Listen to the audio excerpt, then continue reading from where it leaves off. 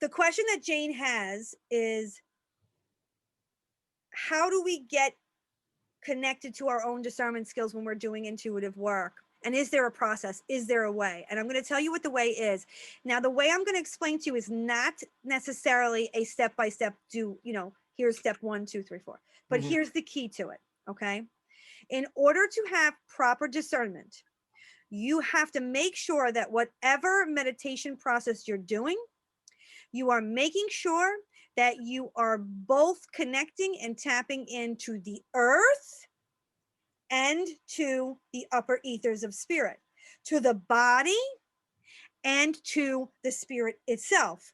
Because the reason why we don't have discernment is because we're either too far in the earth are too far up in the ethers, and we don't have the ability, the wisdom for the yin yang balance that needs to take place for us to be able to see a piece of psychic information and discern it and be able to give it meaning, be able to give it practicality. That's the key. So you have to be that in which you want to experience, right? We have to be the frequency that we want to manifest. So if you want to manifest greater discernment skills, create greater discernment skills within your intuitive voice and self as you use it and as you practice it, you have to become that.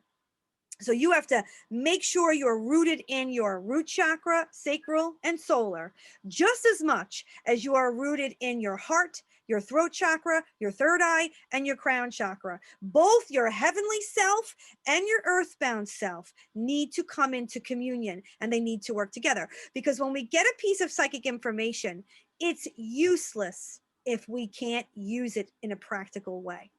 Because you could be flying around in the ethers all day, and you could see amazing things, magical things, miraculous things. It's all very real, but what are you going to do with it? What's the purpose of it? How is it going to make your life right here, right now, better? How is it going to help you empower yourself now? How is it going to help heal you now in this body? That's the key to discernment. So anything that you could do, whether that's meditative, whether that's yogic, whether that's Tai Chi Qigong, whether that's prayer, make sure you're honoring both the upper chakras and lower, and make sure you're always staying in the consciousness of both. Does that make sense, Jane? It does.